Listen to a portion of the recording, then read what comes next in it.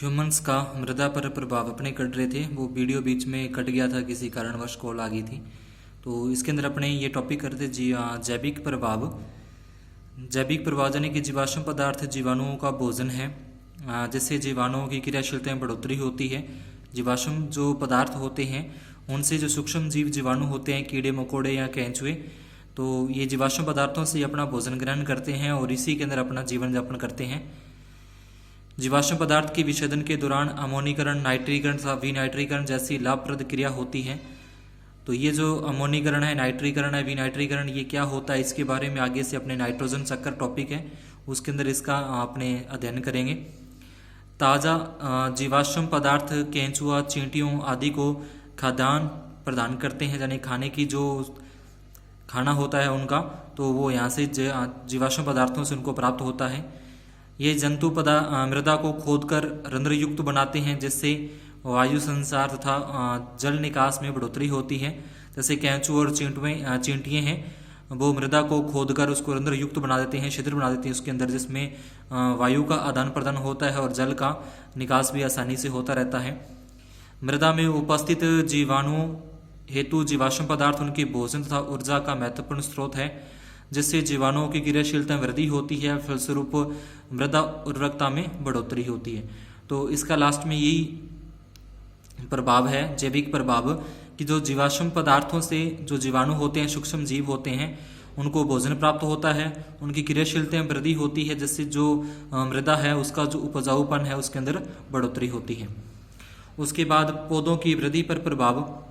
तो ह्यूमन्स में वृद्धि कारक हार्मोन्स जैसे indole acetic acid, indole propionic अम्ल पाए जाते हैं। तो ये अम्ल के नाम दे रखे हैं जो ह्यूमन्स के अंदर उपस्थित होते हैं, जो किसी भी पेड़ पौधों की वृद्धि के लिए आवश्यक तत्व हैं।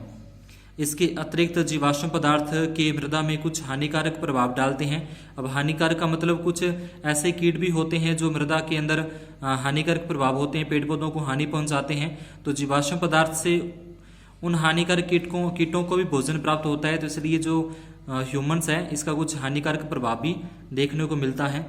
जीवाश्म पदार्थ रोग पैदा करने वाले जीवों की ऊर्जा एवं भोजन स्रोत है, जो कि उनको मृदा में लंबे समय तक जीवित रखता है।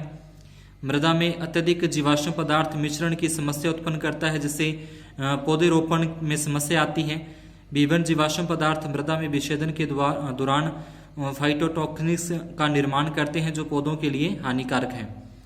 उसके बाद नेक्स्ट टॉपिक अपना कार्बन नत्रजन अनुपात है, यानी कि मृदा के अंदर कार्बन और नाइट्रोजन का जो अनुपात होता है उसको कार्बन नत्रजन अनुपात कहते हैं। तो ये आप सीधे बुक में से पढ़ लेना, इसमें ज़्यादा कुछ नहीं है, आसानी से एक बार इसको पढ़ोगे तो समझ में आ जाएगा। इसमें ऐसा कुछ ज़्यादा डिफिकल्ट जो शब्द हैं वो इसमें नहीं है।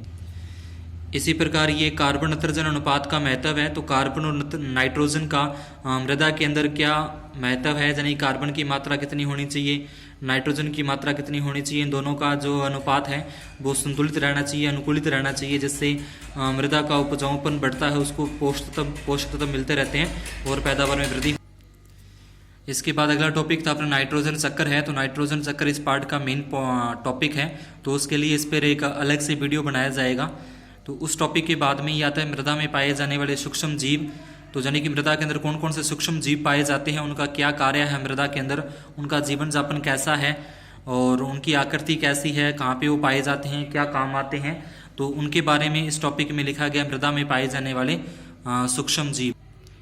तो इनका अध्ययन भी आप खुद अपने स्तर पर ही करेंगे। जैसे कि जीवाणु है, ये एक्टिनोमाइसिटीज है, ये सूक्ष्म जीव हैं।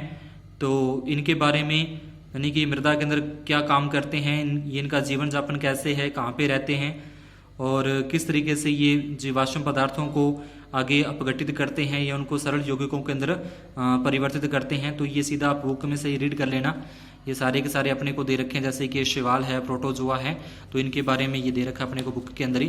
तो यहाँ से आपको सीधा इसको पढ़ लेना है, इसमें ज़्यादा कुछ विशेष बात नहीं है। और इसके बाद ये मृदा जीवाणु के कार्य है कि क्या कार्य करते हैं। नाइट्रीकरण है, नाइट्रोजन यौगिकरण है। तो ये अपने नाइट्रोजन चक्कर जब टॉपिक पढ़ेंगे उसके लिए अलग से वीडियो बनाया जाएगा, तो उसमें ये सारा आ जाएगा।